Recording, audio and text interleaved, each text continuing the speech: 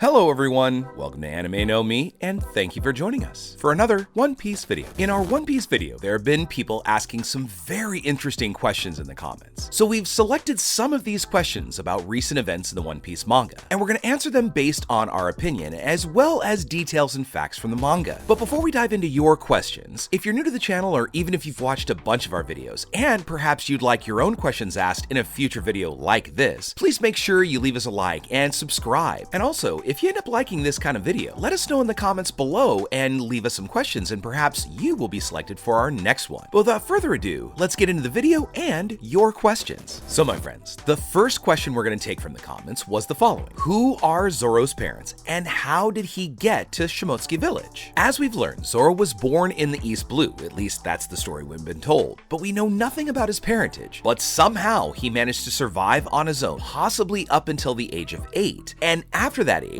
that was when we knew he was in Shimotsky village and had trained in the dojo under Koshiro. Zoro apparently doesn't remember his past, at least specifically before he was 8 years old, when something very important may have happened in his life, for instance, abandonment. And since he said that once he decided he would become the greatest swordsman in the world, he left his former life behind. So really, we hardly know very much about his past, unless he at least runs into a familiar person, such as his father or mother during his adventure, because then we might get that absolutely wonderful flashback explaining the reasons why he was abandoned in the first place. It is also entirely possible that Zoro never said anything about his past to the people close to him because he wanted to avoid remembering these sad feelings of abandonment or loss, because something really tragic could have happened to his parents. And whatever it was, it appears to have separated them forever, because Zoro's never mentioned anything about his past before the dojo. And since he's been at the Straw Hat's side, his parents' mystery is kind of even bigger. During the Wano arc, we had a character very similar to Zoro in looks, and many people in the community thought there was a big resemblance to this character and our mossy-haired swordsman, creating several theories and ideas that this character could actually be Zoro's father. In Yamato's flashback, we saw Yamato was imprisoned by his father, along with several other daimyo, and Yamato met a man named Shimotsuki Ushimaru, and he bore a great resemblance to Zoro, both in appearance and personality. We even saw a little bit of a similarity in at least fighting technique. Now, we know very little about this character, and what little we do know is that he was a member of the Shimotsky family and the very last daimyo of Ringo in the land of Wano. He had ruled until Kurozumi Orochi's takeover as shogun 20 years ago, and he was a direct descendant of the legendary samurai Shimotsuki Ryuma, further raising the possibility that Zoro could be his son, or at least a very close relative. A very interesting piece of information to further back this up is when Zoro possessed Ryuma's cursed sword, the effects of the curse did not activate on it, demonstrating that somehow this sword may have recognized him and not hurt him through the curse that was on the blade. Ushimaru had a nose very similar to Zoro's shape, possessing dark blue hair that was slightly spiky in the front and gathered into a large thick bun in the back. 39 years ago, he wore a dark colored yukata and with a light colored marking, and a light colored jitoku haori with images of dark colored bulls. On his back, he had a tattoo of 2 cutlasses crossed over a circular design, which is most likely a symbol of the Shimotsky family crest. Now, once he had been arrested by Kaido, he had worn bandages around his head that covered his left eye, and he bore a remarkable resemblance to Roronoa Zoro, particularly when he was younger. However, through an SBS, we found out a couple other interesting things when a One Piece fan asked Oda-sama what a particular thing meant in chapter 1024. The fan asked the question that if a certain character happened to be Zoro's father, and Oda-sama begins by saying that this is a question he'd received a lot, so he decided to shed some light on the subject. Now, in his normal Oda kind of way, he jibes at the fact that he'd gotten several questions about this character, and now was the time for him to reveal everything. But he also thought it was kind of rude of us to force him to reveal who the character was. But since he'd hid the past and the name of this character on purpose, and so many people were now asking him, he was going to answer. Which we've often seen where Oda will write these comments, and it's never meant to be angry, but much more in a playful sense. These 3 characters happen to be the daimyos of Wano's collapsed territories, being the daimyo of Ringo, named Shimotsuki Ushimaru, the daimyo of Kibi, named Fugetsu Umsubi, and the daimyo of Udon, named Uzuki Tenpura. Oda further explained that after Odin had lost his life to Kaido, all the regions of Wano rose up to face Orochi, but were eventually defeated by the Beast Pirates, specifically Shimotsuki Ushimaru. Oda goes on to say that he was very close to Onimaru, that fox who fights on the bridge with Zoro and steals back Shusui, and also reveals that he even drew a scene where Onimaru would be amazed at the similarity between Zoro and Ushimaru. Ushimaru, but he ended up cutting it for some reason. Oda said that the names of these characters wouldn't necessarily be revealed in One Piece, so it would only be those individuals that had read the SBS that would know about this information. But regarding the main question asked by the fan, Oda ultimately answers that Ushimaru is not Zoro's father. Oden even ironically says that they really do look alike, but they have no blood connection, which means that Zoro's parents will still remain a mystery, so we can only wait to see if Oda will ever give us a hint or a flashback about Zoro's parents' story. The next question from the comments was the following: was Sabo really in Lelouch when he was attacked? As we've learned through the manga, the Lelouch Kingdom was a kingdom once affiliated with the world government and is located in the New World, southwest of Marine Base G2, and it's near Memorial Island. Now, we don't know much about this place since the Straw Hats have never set foot in the kingdom, so we've never really gotten a proper tour. In various places and cover stories, we saw that the revolutionaries had been storming the place to save people, and we know that the country had been ruled by a person by the name of King Seki. But after the events of the last revelry, the citizens decided to revolt against him as part of the Eight Nations Resolution, and arrested him and his daughter, Princess Komane. Having heard about and been inspired by the Revolutionary Army's invasion of Marijois, the citizens of the Lelouch Kingdom rose up against King Seki and Princess Komane after their return from the revelry, and the Lelouch Kingdom was one of 8 kingdoms to do the very same thing in quick succession, which was dubbed the Eight Nations Revolution by the press. And after the revolt, Seki and Komane were arrested. Going back to the question, we saw this very kingdom destroyed without a trace after the Wano arc, because Sabo was allegedly hiding in this kingdom, and we saw that Sabo had been talking to the revolutionaries when a sudden destruction came from the clouds.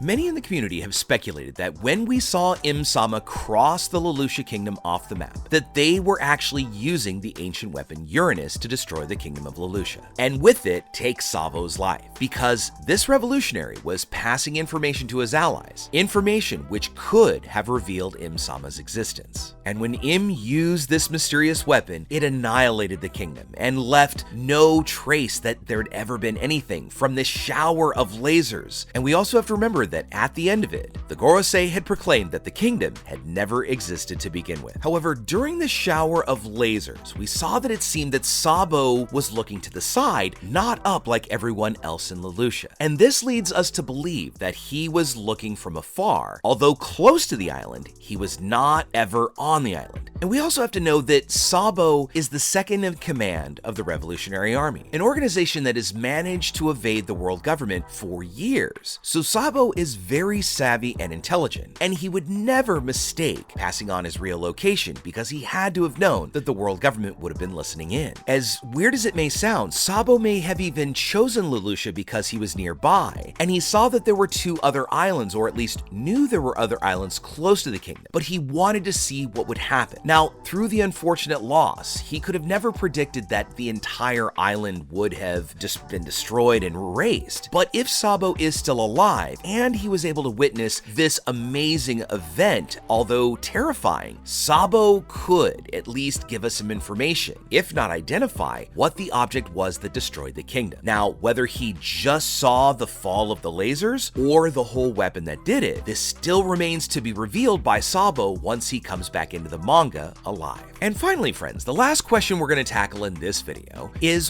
why is Law's fruit considered the ultimate of devil fruits? To fully answer this question, let's first start talking about the Ope no Mi. Now, it is a Paramecia class devil fruit that grants the ability of the user to manifest a physical space where the user can manipulate the orientation, movements, and physical configuration of anything and anyone in a surgical way, being really the perfect fruit to save or take someone's life, especially if the individual and user had medical knowledge. The Ope no Mi is renowned around the world and coveted because it allows the user to perform miraculous surgeries, cure intractable diseases, or even bypass physical disabilities, and it is also called the ultimate devil fruit. The reason for this title is that this fruit allows the user to grant a person eternal youth in exchange for the user's own life. And it's for this reason that the Marines are willing to pay up to $5 billion million berries to buy the fruit from a pirate named Diaz Barrels over a decade ago. So in short, it's the greatest power of this fruit that makes it the ultimate devil fruit, because it can grant another person eternal youth through the eternal youth surgery. Now, of course, the drawback is that doing this surgery does cost the life of the current fruit user. But according to Doflamingo, if the world nobles were to pair the Ope-Ope-no Mi with a national treasure, when used in combination, they would be able to effectively conquer the entire world. So this ability to grant immortality to a person makes the fruit incredibly powerful, being a technique that could be used for good or evil intent. It really just depends on the user and who may be forcing them to do the surgery.